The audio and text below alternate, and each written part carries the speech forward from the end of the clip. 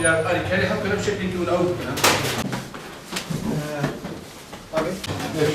تمام يلا Orası müsait. ayağa kalkın çıkart Allah ya Allah ya Allah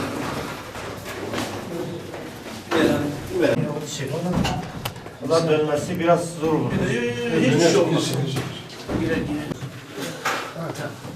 o tahtalar bir şey götür Batman Umur Kervanı olarak derneğimize kayıtlı 13.500 tane mağdur ailemiz var.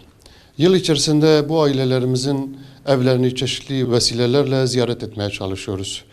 Ramazanlarda gıda kolisi olarak yanlarına gidiyoruz. Bu yıl Batman olarak 3.000 ailemize gıda kolisi dağıttık. Kurbanlarda yine evlerini ziyaret ediyoruz ve kurban eti götürüyoruz ki bu yılda yine 3.000 ailemize et götürdük. Bunun dışında kırtasiye yardımlarımız var ki okullar açıldığında yine bu ailelerimizin okul okuyan çocuklarına kırtasiye yardımlarımız oluyor. Bunun dışında da yine elbise yardımlarımız, giyim yardımlarımız oluyor ki mevsim değişimlerinde veya da bayram öncelerinde bu yardımları yapıyoruz. Bunun dışında da bazı zamanlarda mağdur ailelerimiz bize başvuruyor ve ihtiyaçlarını bize bildiriyorlar. Elimizden gelen imkanlarla onlara yardım etmeye çalışıyoruz.